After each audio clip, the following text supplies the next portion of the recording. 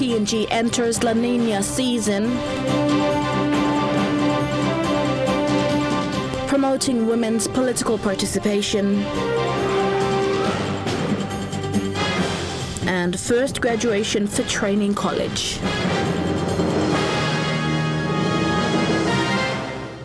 This is National EMTV News with Helen Seah.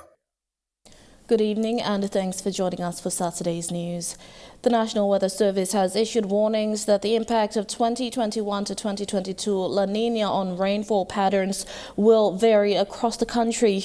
There is prediction that there will be an increase in average rainfall in the southern region, while the greater part of the New Guinea Islands region will expect less rainfall. The National Weather Services has declared La Nina and has established that there is a general consensus that the 2021-2022 La Nina will be short-lived. The tropical cyclone season for PNG coincides with the wet season and is experienced from November to April each year. On average, PNG receives one tropical cyclone per season. However, during La Nina episodes, the number of tropical cyclones forming in the waters of PNG increases. Observations made by the National Weather Services shows that the 2021 wet season or northwest monsoon became active 2 weeks earlier than its normal onset in mid-December. With the northwest monsoon or the wet season well established, most parts of PNG should receive some rainfall this week. It is anticipated that by the end of February or early March 2022, there should be an increase in the average rainfall across the country. This wet weather will continue for some time, at least until the end of the wet season. Meanwhile, the general public is urged to take heed and comply with warnings issued by the PNG Weather Services. Thekla Jogo, National EMTV News. By January, 2 Cocoa Board officers will be in the remote Amanab LLG of Vanimo Green District to commence cocoa rehabilitation work. This is part of a memorandum of understanding signed recently by the PNG Cocoa Board and the Amanab Block 1 to 4 and Imonda Consolidated Development Project.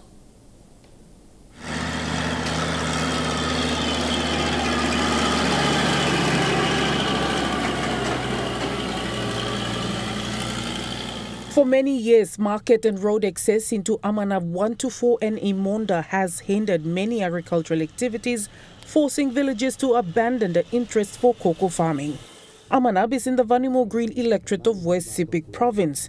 The PDB Trust Account Committee that manages the use of the government levies collected from log export is investing a total of 1 million kina for a period of 3 years to initiate plans to revive cocoa farming as part of its sustainable agriculture plans for the landowners in these logging impact areas. It recently signed a memorandum of agreement with the PNG Cocoa Board. The MOA is specifically for landowners of Amanab and Awai Forest Management Area zones. The Amanab and Awai Cocoa Project will see Cocoa Board officials stationed in Maka, Amanab by January 2022 and commence work on identifying sites for nurseries and budwood gardens. Planting time, planting money go along all farmers long cacao, planting cacao. But time all officer all go out, all come back in the report some. All money go yana, all planting cacao. Some people are telling no like pine cacao na go salim na. Mr. Tindi now, how about you have more farmers, eh? Between you go now, one meeting me talking all committee members, me talk, I'm much committee members to me talk now. You must find another way. You must get another way that you can have more farmer. So I'm thinking wrong in me. Go inside one of them all line only got Sabel or Kakawa, where Cocoa Board now is Sabia. That's like DY by Goya. Now, you see money one blood times was, you know, I only market area of this lab. You only area of that's all. But I'm company going so long, you can see money. Now, money sometimes finish, You know, I use it. Old man by come na talk, hey, company come na place play, no one something is stop. Suppose timber company out tomorrow, no tomorrow road by finish. But suppose cocoa project and stop, oil palm or is there something stop, or projects stop. All can help him long government, long continue to maintain more road. So lifeline believe must stop it. So if people are me like talk some people must because FMA project got money where all can manage him na. Money go na continue to grow. Na look out in projects believe me long future. Market and you bring come now, me give him license finish now long. What's the big investment? Business arm of provincial government. Now two entrepreneur training, you know, plan him, lose him, and observe my base, and train him, you know how to plan him, manage him, and go, karim kai na. You know, lose him, have, because money, group, now observe by Stabia, by kissing all the way go to market. Me plus I give him license. You said like buy him too, you can buy him too. Buy me I can give you license. Several officers are by kissing through na go. The West Pacific province, with its very fertile rainforest soil, has immense potential to produce some of the best quality cocoa in the country and globally. Nuku, also in West Pacific province, runs second to Yanguru Sausia in the top cocoa producing districts in the Pacific. Cocoa Board officers say villages in Amanab should now take advantage of the current road networks in Vanimo Green to start planting cocoa. Shamin Poreambeb, National EMTV News. Aimed at promoting women's political participation and leadership in the country, the Pacific Institute of Leadership and Governance, or PILAG, in partnership with UN Women, launched the Political Leadership Academy for Women. The launch is the outcome of a memorandum of understanding signed on the 17th of August 2021. 19 women from 11 provinces in the country will be the pioneer group to be part of the Political Leadership Academy for Women. The academy will strive to contribute to a leadership pipeline for subnational female politicians, supporting them to advance their careers to the national level. The participants will undergo 6 months of training focused on leadership and governance, communications and community engagement. This significant moment in the history our country has PILAG and the UN Women Program stand hand in hand to capacitate our women leaders to provide a political leadership at the national, provincial and the subnational levels in the country. PILAG stands ready to provide the relevant training and the learning environment to build our women, our social women leaders. PILAG CEO Michael Barobes stated that women in PNG have always played an important role in the family unit as well as in the public service and other service organizations. He is adamant that the participation of women in the academy will help upskill their leadership duties in the future despite the cultural and societal practices. Since 1975, women have only represented a maximum of 2.7% of seats in PNG's national parliament. Over previous national elections, approximately 1 woman contested for every 30 men. UN Women Country Representative Temba Kalua said that women make up half the population in the country and should be given opportunity to participate in decision making. Evidence from around the world shows that societies will not enjoy human rights, peace, inclusive, sustainable development if women are excluded from playing an active role in leadership on an equal basis with men.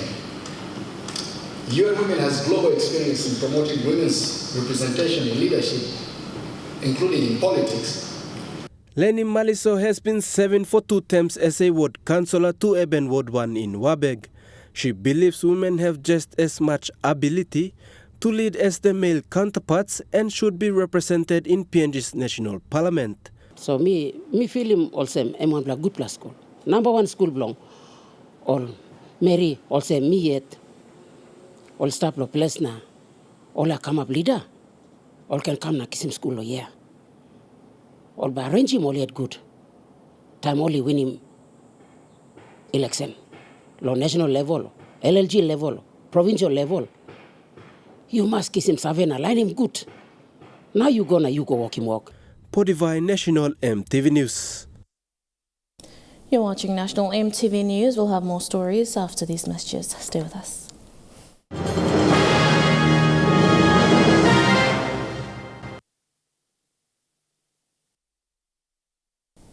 Welcome back. 75 lead farmers in Sumcar, Rai Coast and Medang districts received garden tools after learning about climate-smart farming by World Vision. Project coordinator Vele Emilio says the garden tools will help farmers to cultivate the land. The idea is to help farmers manage the impact of climate change in their communities. The concept was developed by the National Agriculture Research Institute and implemented by World Vision with support from the Provincial Department of Agriculture and Livestock. Climate-smart farming is an integrated method to educate farmers to adjust their food crops and livelihoods and production systems in response to climate change. So when we said Bibla for one time na you be identifiable, lili ko lab areas Bibla where Bibla la try mo impati this la skills na knowledge how you can change him on agriculture method brimi. These 2 hectares of land are owned by lead farmer Tony Kudos in Sumcar district. Here he nurses his seedlings and cuttings before transplanting them to the garden for distribution. Tami puti liglig lo aplo fofo bien lo fofo mi multiply mem inside the same apet or line mi how lo disturb mem lo must make him plant seed area inside lo this la moon net so mi disturb mem area bien lo this la moon em go 3 months ta sol na maximum time la go lo wania em mi kare companies lo big plafil now. He also looks after chickens and ducks and distributes them to his contact farmers in Sumcar and Medang districts. Kakaro village again is a poultry by go 50 bla contact farm abroad. So the program now come in and line me plant is something lo ready lo disaster. So me hamas long all DAL na nari we all been supporting me pla lo game training lo time me pla by iga big pla heavy lo suppose tight work in place na one by me can multiply more seed lo me pla. This method is to increase the capacities of communities to prepare, respond to and recover from the impacts of climate change and disasters. All this was away. You make it finish.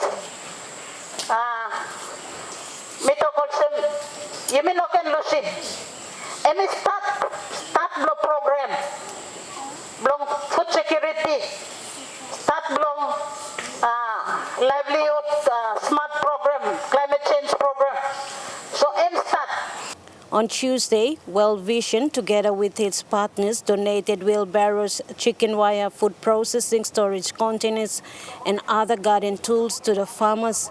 The tools are setup assistance. The farmers were trained on seed multiplication, plot management, rice farming, village chicken production, soil and water management, and a number of other training. The National Agriculture Research Institute supplied climate-smart resilient food crops to farmers. The lead farmers in each of the 3 districts planted, multiplied, and distributed to their contact farmers. To date, close to 9,000 cuttings from sweet potatoes, cassava, taro suckers, and beans were distributed. Martha Lewis, National EMTV News, Medang. The lack of access to basic health services is a growing concern in Papua New Guinea, even in the heart of Port Moresby.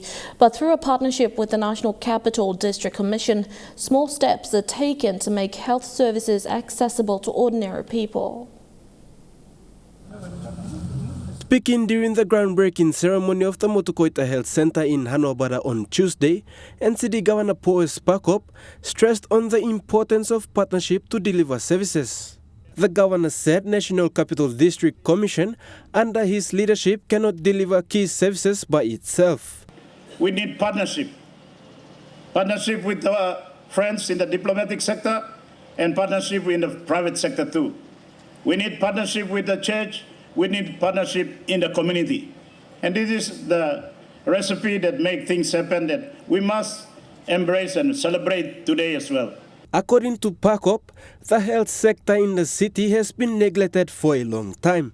But he says in order to make things happen, they will have to put clear visions and must put aside their differences. We must make a commitment to make that goal, the national goal, become a reality. And that's the challenge that all of us, political leadership, administrative leadership, business, and in the health sector, church sector, we all must work together to realize that outcome. Port Moresby General Hospital doesn't belong to us exclusively. The governor said there should be at least level 3 health facilities built at each electorate of the city for a smooth health service. We must equally upgrade all the clinics in the city. Many of them, you all will agree with me, they are not of a standard that we should be proud of. So there must be infrastructure change, there must be quality change, there must be, staff change, equipment change, so many things that we have to do. This is the challenge that we must all embrace and focus ourselves on. Podivai National EMTV News. The PNG Final Journey Home Foundation is making an appeal to the general public to take responsibility over their loved ones who have passed. The locally established foundation is reaching out to extend help to families who are facing problems with logistics and financial problems for burial costs. This comes after a mass burial over unclaimed bodies from the Port Moresby General Hospital mortuary were buried at 9 Mile Cemetery on Wednesday. It's a collaborated vision that is envisioned to sort out certain issues on overloading of our mortuary or morgues here in the hospitals, laying our loved ones down to rest in the places where they don't belong to. And there are many others that go along with that. This foundation extends to help our population into putting the dead in their rightful places. And that's the reason why this foundation called PNG's Final Journey Home Foundation, we make appeal to the whole public to take ownership of this program. It is really a non-profit making entity. We are emphasizing this is because everyone, every family, every institution faces that problem of repatriating their dead and loved ones back to their places of origin for eternal rest. A solution has been created by me and the team. It's called PNG's Final Journey Home Foundation. I believe it's a solution for us. We can stop in this mass burial, like easy access to Papua New Guineans to travel back home. Lakan family panim evi or sandai. So foundation we block creative. We immediately just karamol walking mass burial. It's something that we need to find a solution. Let's stop in this lakan mass burial. We are creation from God. God is creating me okera. Blessing from God and me. Na you mean supposed to respect in this land. The solution has been created by us, me and my team. So me appeal now, all Papua New Guinean leaders, business house, departments, heads, please work with me, PNG's Final Journey Home Foundation, stop him this like mass burials, send our loved ones back to their place of origin to be laid to rest. The International Committee of the Red Cross is providing financial support towards COVID-19 responses in correctional service institutions in Papua New Guinea. This support includes a 10 million kina assistance that will help correctional service establish a technical working group that will draft a COVID-19 response plan. The outline of this plan includes prevention measures, outbreak management and mitigation measures for correctional facilities. It also includes COVID-19 vaccination awareness events and a bi-monthly donation of PPE and cleaning and hygiene materials to selected detention centers. This will be done in coordination with the National Health Services and with expert advice from WHO. You're watching National EMTV News. We'll continue with more stories on the other side of these messages.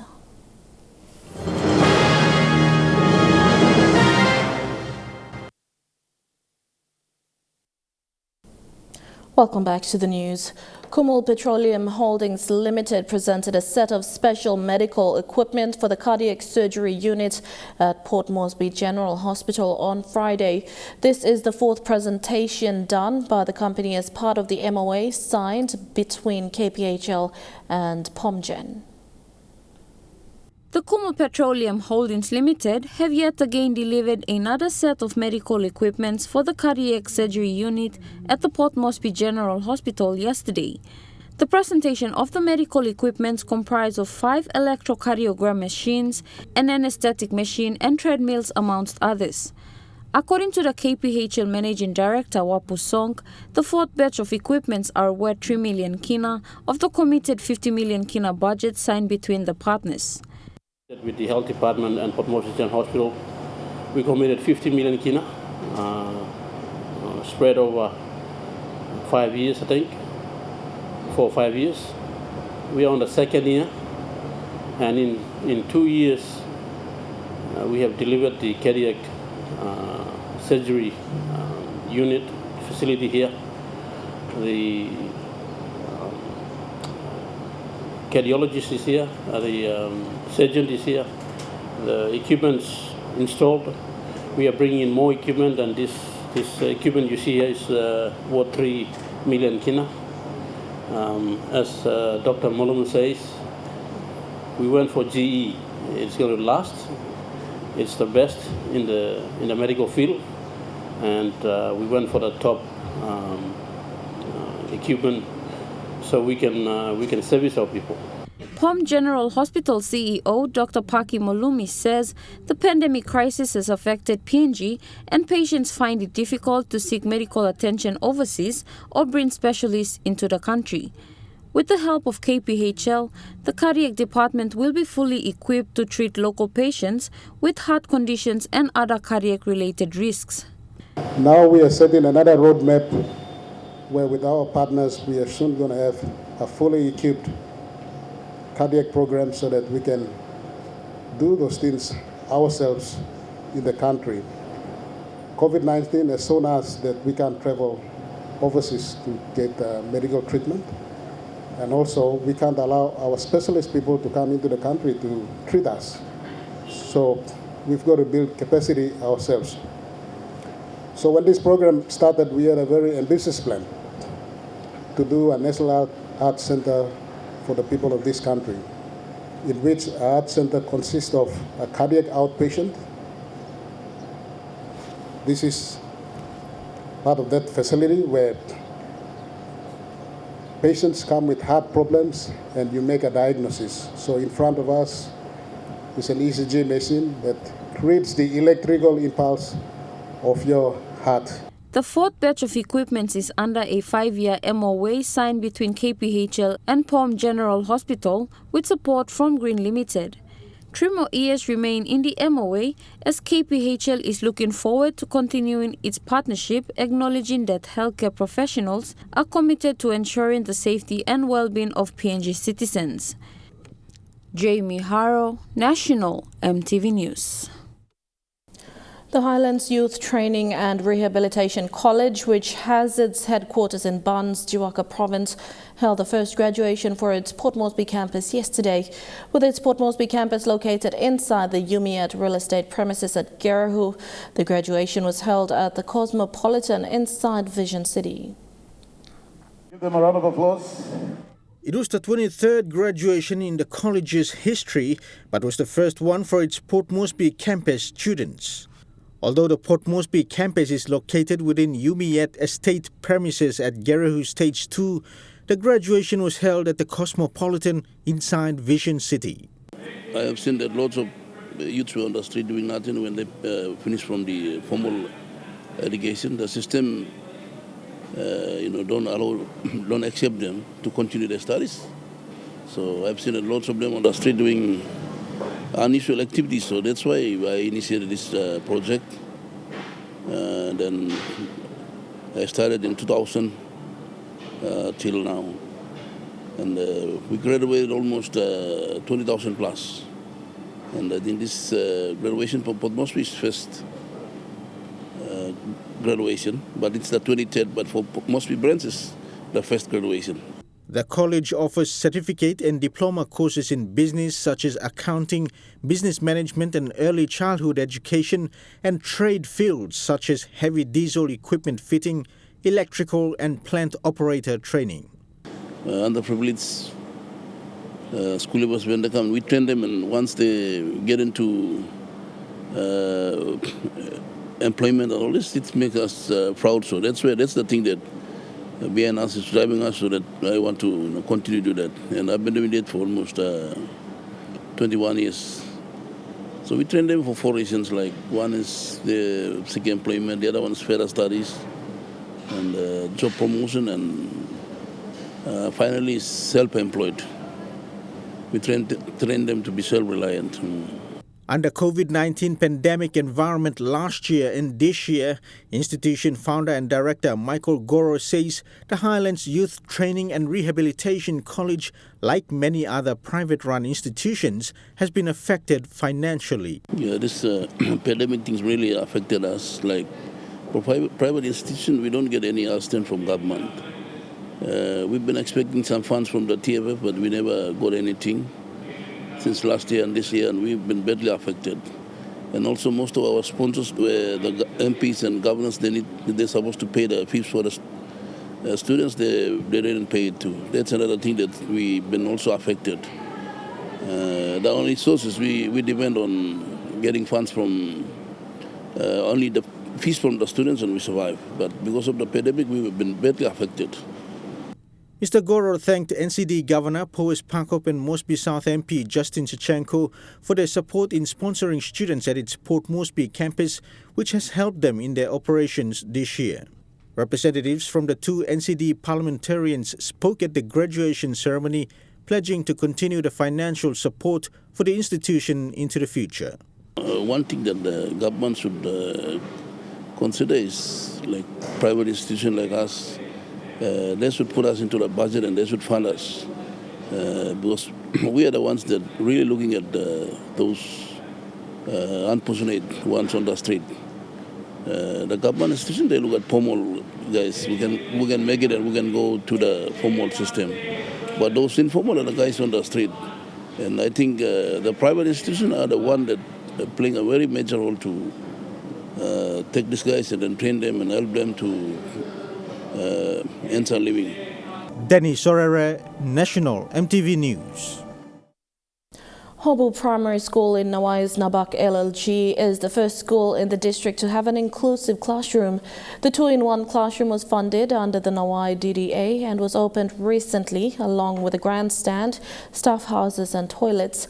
All the projects were at the total cost of 500,000 kina.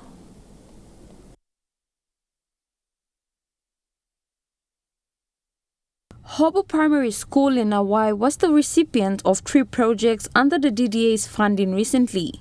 Among these projects is an inclusive 2-in-1 classroom, making the school the first in the district to have an inclusive learning facility. Nawai MP Kennedy Wenger said his strategy is to make education conducive in order to promote good health in the community. Education, suppose look at this, education, not health. Not health, not education. To play something mystical, become one. Now me put him education, come up number 1. Blow education is tough. Don't they can read. Don't they school. Number give marasin long. Hobo Primary School is located in Nawai's Nabag LLG as it was established in 1964. This new project for the primary school complements plans to match with the Nawai Lutheran High School to make it into an academy under the 366 education structure. This is a school now, and we come up high school, not long high school up. School but start long. early starwood, ikamol katalong grade 6, na continue by school yet by grade 8, grade 9, grade 10 and grade 12 by come up. Apart from the 2-in-1 classrooms, the other projects include staff houses and toilet facilities. Jamie Harrow, National EMTV News. Juwaka Province is gearing up to host the 9th Juwaka Pig Festival on the 16th of this month. Scheduled to be held in Ban's North Wagi Electorate, the annual festival is aimed at showcasing Juwaka's culture to the world in partnership with the Tourism Promotion Authority. The first Juwaka Pig Festival was held back in 2013. In an interview with EMTV News yesterday, director of the Juwaka Tumpuna Festival, Jack Kulam, reflected on the past pig-killing festivals in Juwaka Province and efforts to preserve culture in the area. You know, Mibla Nablong separate them, changes one them culture. The Mibla must adopt them, go inside flow one them all tight so that Mibla no can lose thinking long or passing me. So now this is a festival come up, Mibla by a pig festival. Lo plus lo Juwaka Mibla kolem Kongar and pig killing festival. So Emba come up, Mibla be starting long hosting long 2013. Now 9th festival by come up. The festival is scheduled to be held at Ban's North Wagi Electorate as part of the province's tourism promotion activities. The event is also aimed at providing an educational platform for school students to know about their culture whilst they are on Christmas holidays. Local concept village long Bans, Warakar Bans, Natwagi district is along Juwaka province. Day 16, so me ask him, good time school picking around stuff, you can come inside and looking. One process was a big festival back up now. And then at the same time, when we ask him, Governor, members of looks at our development, culture and tourism development program. During the 9th Juwaka Pig Festival, a new museum and art gallery will also be launched, where traditional artifacts and other related materials will be kept for future generations to learn from. This project now, I'm launching this museum art gallery block Juwaka and foundation we are setting. Dennis Orere, National EMTV News. You're watching National EMTV News. Juwaka Sports is next. All the details after the break.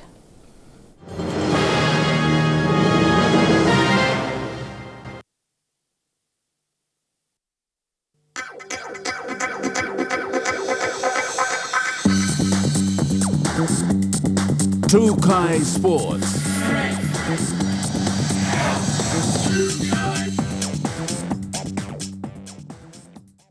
Welcome to Juwaka Sports. With the new stadium that was opened in 2020, Moresby South Rugby Football League continues to improve, and their hopes of making it into the semi-professional Papua New Guinea National Rugby League competition is slowly but surely gaining momentum. The Moresby South Rugby Football League has seen great improvement in the competition.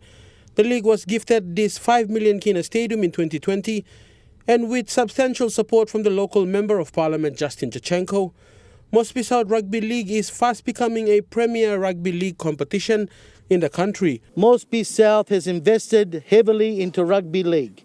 We have a beautiful state-of-the-art facility here with gym, grounds, training program. Everything is here for rugby league in Moresby South. We want to set the standard for the rest of the country. We're going to tell everybody how to do it. Brown Murema, chairman of the Moresby South Rugby Football League, says that with the inclusion of the women in the competition, they are setting a good platform for women's participation in rugby league, with a good pathway in the competition to the national team. And Moresby South Rugby League has a lot of improvement, especially in female. We also have a female competition to have equal participation in all in our society, and that's what Moresby South Rugby League advocate for that. And we produce a lot of couple of orchids, and also our senior men's. We continue to produce elite players to a digital cup and Hunters program as well. The Moresby South Blacks are the competition's marquee team that is hoping to one day make it into the semi-professional league in Papua New Guinea. Most teams in the Digicel Cup competition do not have a home ground, but the Mosby South Blacks have a state-of-the-art facility, a key component in their bid. Hopefully in the years to come, yes, we will have a Digicel Cup team into the future. We look forward to that. That is in progress. It's a progression in time, working with PNG Rugby League. And that's what we got to look forward to. We have everything here, all the box ticked, so it's only for us to take it to the next level, and we look forward in working with PNG Rugby League on that to advance that in the years to come. Fideli Sukina, Trukai Sports. To Rugby League, exposing clubs and players to a higher level of competition is the mission of the Southern Super League. With the region having a pool for talent, the Southern Super League is in search for potential stars. The genesis for the creation of the Southern Super League was to establish a second-tier competition for teams in the region to make the step up from the affiliate level. The inclusion of development sides from the 3 Digicel Cup franchise teams from the southern region has lifted the standards of the competition as a whole, while players from the rural and suburban teams get the chance to test themselves against the next generation of franchise players, with the aim of getting recruited into one of the franchise teams themselves. The idea from a collective group of individuals, especially from Papa, Indy from Central Dabaris, myself, Ata from Moto Koita, we all sat down, discussed ways we could improve standards or help our competitions and elevate our players. So this is how it came to be here. This was probably one area that really needed to be looked at in terms of development programs in the country, and this competition was a really good platform for that, elevating players from the local club affiliation level to the next level. The SSL has given the young prospects in the development teams the chance to get some much-needed game time under their belts. So Port Moresby Vipers, Central Dabaris and Galfi. So I think they'll be the beneficiaries from this competition. It just gives them a broader view of player selection and enough time to identify talents to come through their programs, not like years before where they scout raw talents and they have to work with them during the preseason. So this format or the competition standard of the Tier 2 has really helped our southern-based Digicel Cup teams. Part of the program's objective was to get players elevated into next level or next standard, easy transition. Some guys have been also drafted into various Digicel Cup teams, so I think we've served the objective of the competition and hopefully we can build on that leading into next year. Huxley Lovai, Trukai Sports. And then on Trukai Sports, where the details coming up next. Trukai Sports.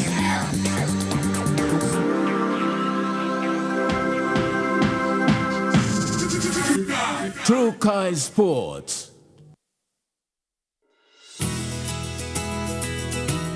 This weather update is proudly brought to you by MoniPlus, with you always.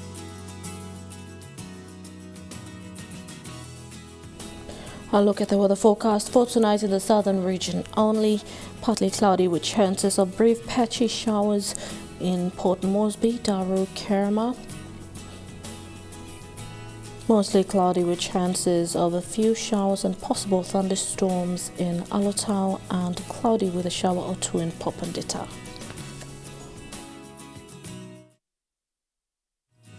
The weather update was proudly brought to you by MoniPlus, with you always. And that's been the news, sport and weather for Saturday, 11th December 2021. Until next time, pleasant viewing, be safe and have a good night.